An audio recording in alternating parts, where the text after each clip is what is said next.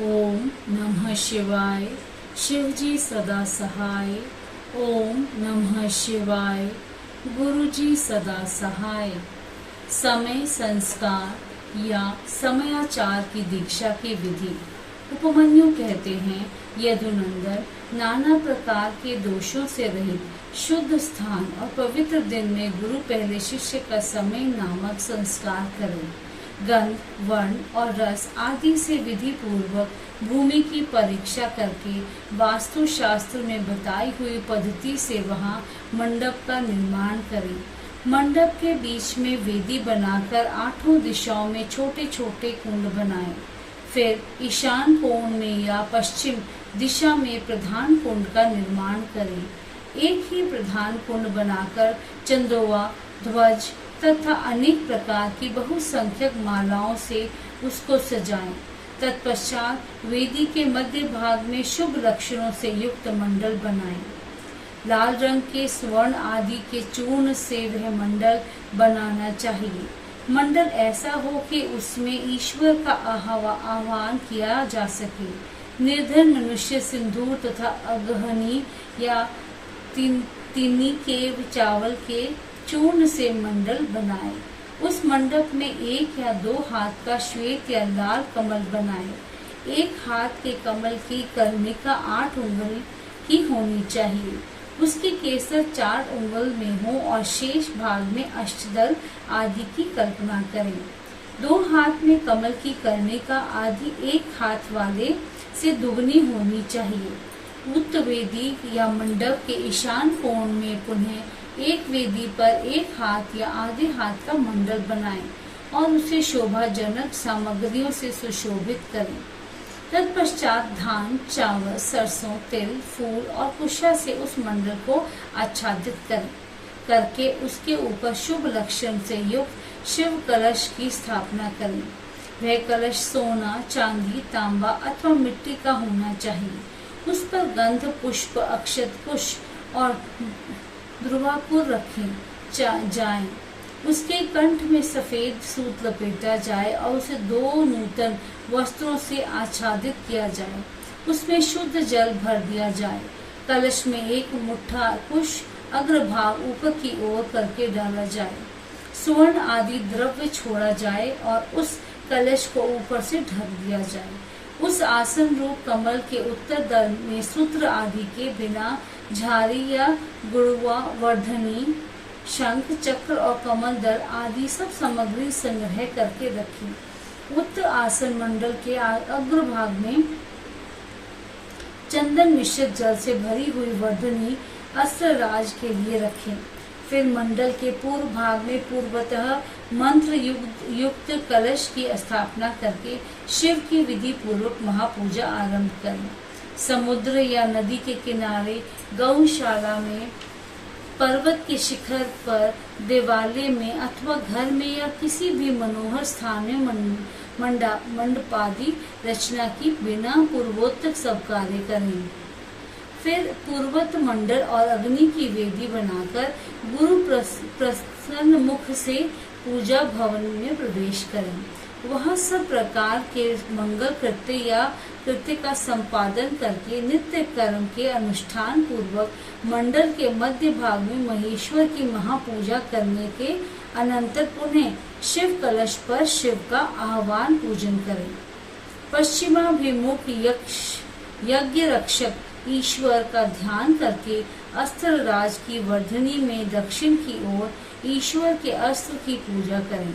फिर मंत्र युक्त कलश में मंत्र तथा मुद्रा आदि का न्यास करके मंत्र विशारद गुरु मंत्र याग करें। इसके बाद देशिक शिरोमणि गुरु प्रधान कुंड में शिवाग्नि की स्थापना करके उसमें होम करें। साथ ही दूसरे ब्राह्मण भी चारों ओर से उसमें आहुति डालें। आचार्य से आधे या चौथाई होम का उसके लिए विधान है। आचार्य शिरोमणि को प्रधान कुंड में ही हवन करना चाहिए। दूसरे लोगों को स्वाध्याय, स्तोत्र एवं मंगल पाठ करना चाहिए। अन्य शिव भक्त भी वहाँ विधिवत जप करें। नृत्य, गीत, वाद्य एवं अन्य मंडल कृत्य भी होना चाहिए।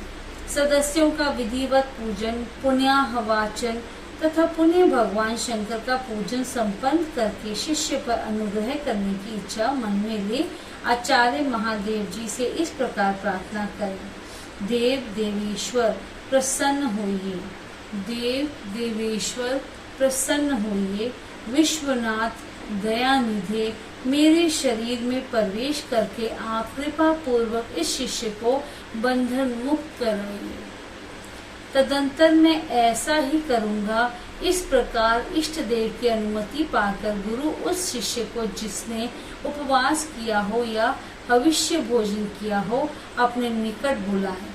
वह शिष्य एक समय भोजन करने वाला और विरक्त हो, स्नान करके प्रातः काल का कृत्य पूरा कर चुका हो, मंगल कृत्य का संपादन करके प्रणव का जप और महादेव जी का ध्यान कर रहा हो, उसे पश्चिम या दक्षिण द्वार के सामने मंडल में कुश के आसन पर उत्तर की ओर मुख करके बिठाएं और गुरु स्वयं पूर्व की ओर मुख करके खड़ा रहे। शिष्य ऊपर की ओर मुख करके हाथ जोड़ ले। गुरु प्रोक्षणी के जल से शिष्य का प्रोक्षण करके उसके मस्तक पर अस्त्र मुद्रा द्वारा फूल फेंक कर मारे। फिर अभिमंत्रित नूतन वस्त्र आधे दुपट्टे से उसकी आंख बांध दे। इसके बाद शिष्य को दरवाजे से मंडल के भीतर प्रवेश कराएं। शिष्य भी गुरु से प्रेरित हो शंकर जी की 3 बार प्रदक्षिणा करे। इसके बाद प्रभु को सुवर्ण मिश्रित पुष्पांजलि चढ़ाकर पूर्व या उत्तर की ओर मुख करके पृथ्वी पर दंड की भांति गिरकर साष्टांग प्रणाम करें। तदंतर मूल मंत्र से गुरु शिष्य का प्रोक्षण करके पूर्वतः अस्त्र मंत्र के द्वारा उसके मस्तक पर फूल से ताड़न करने के पश्चात नेत्र बंधन खोल दें। शिष्य पुनः मंडल की ओर देकर हाथ जोड़ प्रभु को प्रणाम करें। इसके बाद शिव स्वरूप आचार्य शिष्य को मंडल के दक्षिण अपने बाएं भाग में कुश के आसन पर बिठाएं और महादेव जी की आराधना करके उसके मस्तक पर शिव का वरद हाथ रखें। मैं शिव हूँ, इस अभिमान से युक्त गुरु शिव के तेज से संपन्न अपने हाथ को शिष्य के मस्तक पर रखे और शिव मंत्र का उच्चारण करे। उसी हाथ से वह शिष्य के संपूर्ण अंगों का स्पर्श करे। शिष्य भी आचार्य रूप में उपस्थित हुए ईश्वर को पृथ्वी पर गिरकर साष्टांग प्रणाम करे।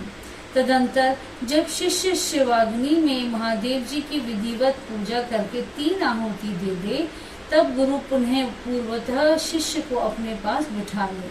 कुशों के अग्रभाग से उसका स्पर्श करते हुए विद्या या मंत्रों द्वारा अपने आप को उसके भीतर आविष्ट करें। तत्पश्चात महादेव जी को प्रणाम करके नाड़ी संधान करें। फिर शिव शास्त्र में बताए हुए मार्ग से प्राण का निष्क्रमण करके शिष्य के शरीर में प्रवेश की भावना करें। साथ ही मंत्रों का तर्पण भी करें। मूल मंत्र के तर्पण के लिए उसी के उच्चारण पूर्वक 10 आहुतियां देनी चाहिए। फिर अंगों के तर्पण के लिए अंग मंत्रों द्वारा ही क्रमश 3 आहुतियां दी। इसके बाद पूर्णाहुति देकर मंत्रवेत्ता गुरु प्रायश्चित के निमित्त मूल मंत्र से पुनः 10 आहुतियां अग्नि में डालो। फिर देवेश्वर शिव का पूजन करके सम्यक आचमन और हवन करने के पश्चात यथोचित रीति से जातितः वैश्य का उद्धार करें। भावना द्वारा उसके वैश्य तत्व को निकालकर उसमें क्षत्रिय तत्व की उत्पत्ति करें। फिर इसी तरह क्षत्रिय तत्व का भी उद्धार करके गुरु उसके ब्राह्मण तत्व की उद्भावना करें। इसी प्रणाली से जाति क्षत्रिय का भी उद्धार करके ब्राह्मण बनाए। फिर उन दोनों शिष्यों में रुद्र तत्व की उत्पत्ति करें। जो जाति से ही ब्राह्मण है, उस शिष्य में केवल रुद्र तत्व की ही स्थापना करें। फिर शिष्य का प्रोक्षण और ताड़न करके उसकी आग की चिंगारियों के समान प्रकाशमान शिव स्वरूप आत्मा को अपने आत्मा में स्थित होने की भावना करें। तदंतर पूर्वोत्तर नाड़ी से गुरु मंत्रोच्चारण पूर्वक वायु का रेचन करें। वायु का निस्सारण करके उस नाड़ी के द्वारा ही शिष्य के हृदय में वह स्वयं प्रवेश करके उसके चैतन्य का नील बिंदु के समान चिंतन करे। साथ ही यह भावना करे कि मेरे तेज से इसका सारा मल नष्ट हो गया और यह पूर्णतः प्रकाशित हो रहा है। इसके बाद उस जीव चैतन्य को लेकर नाड़ी से संहार मुद्रा एवं पूरक प्राणायाम द्वारा अपने आत्मा से एकीभूत करने के लिए उसमें निविष्ट करें। फिर रेचक की ही भांति कुंभक द्वारा उसी नाड़ी से उस जीव चैतन्य को वहां से लेकर शिष्य के हृदय में स्थापित कर दे। तत्पश्चात शिष्य का स्पर्श करके शिव से उपलब्ध हुए यज्ञोपवीत को उसे देकर गुरु 3 बार आहुति दे पूर्णाहुति होम करें। इसके बाद आराध्य देव के दक्षिण भाग में शिष्य को पुष्प तथा फूल से आच्छादित करके श्रेष्ठ आसन पर बिठाकर उसका मुख उत्तर की ओर करके उसे स्वास्तिक आसन में स्थित करें। शिष्य गुरु की ओर हाथ जोड़े रहे। गुरु स्वयं पूर्वोन्मुख हो एक श्रेष्ठ आसन पर खड़ा रहे और पहले से ही स्थान पूर्वक सिद्ध किए हुए पूर्ण घट को लेकर शिव का ध्यान करते हुए मंत्र पाठ तथा मांगलिक वाद्यों की ध्वनि के साथ शिष्य का अभिषेक करें। तदंतर शिष्य उस अभिषेक के जल को पहुंचकर श्वेत वस्त्र धारण करें। आचमन करके अलंकृत हो हाथ जोड़ मंडप में जाए। तब गुरु पहले की भांति उसे कुशासन पर बिठाकर मंडल में महादेव जी की पूजा करके करन्यास करें। इसके बाद मन ही मन महादेव जी का ध्यान करते हुए दोनों हाथों में भस्म ले शिष्य के अंगों में लगाएं और शिव मंत्र का उच्चारण करें। तदंतर शिवाचार्य मृत कान्यास के मार्ग से शिष्य का दहन पार्वनादि सफलीकरण करके उसके मस्तक पर शिव के आसन का ध्यान करें और वहां शिव का आह्वान करके यथोचित रीति से उसकी मानसिक पूजा करें। तत्पश्चात हाथ जोड़ महादेव जी की प्रार्थना करें, प्रभु आप नित्य यहाँ विराजमान हो। इस तरह प्रार्थना करके मन ही मन ये भावना करें कि शिष्य भगवान शंकर के तेज से प्रकाशित हो रहा है। इसके बाद पुनः शिव की पूजा करके शिवारूपिणी शैवी आज्ञा प्राप्त करके गुरु शिष्य के कान में धीरे धीरे शिव मंत्र का उच्चारण करे। शिष्य हाथ जोड़े हुए उस मंत्र को सुनकर उसी में मन लगा शिवाचार्य की आज्ञा के अनुसार धीरे धीरे उसकी आवृत्ति करे। फिर मंत्र ज्ञान कुशल आचार्य शाक्त मंत्रों का उपदेश दें। उसका सुखपूर्वक उच्चारण करवाकर शिष्य के प्रति मंगलाशंसा करें। तत्पश्चात संक्षेप से वाच्यवाचक योगी के अनुसार ईश्वर रूप मंत्र का उपदेश देकर योगासन की शिक्षा दी। तदंतर शिष्य गुरु की आज्ञा से शिव अग्नि तथा गुरु के समीप भक्ति भाव से प्रतिज्ञा पूर्वक निमांकित रूप से दीक्षा वाक्य का उच्चारण करें।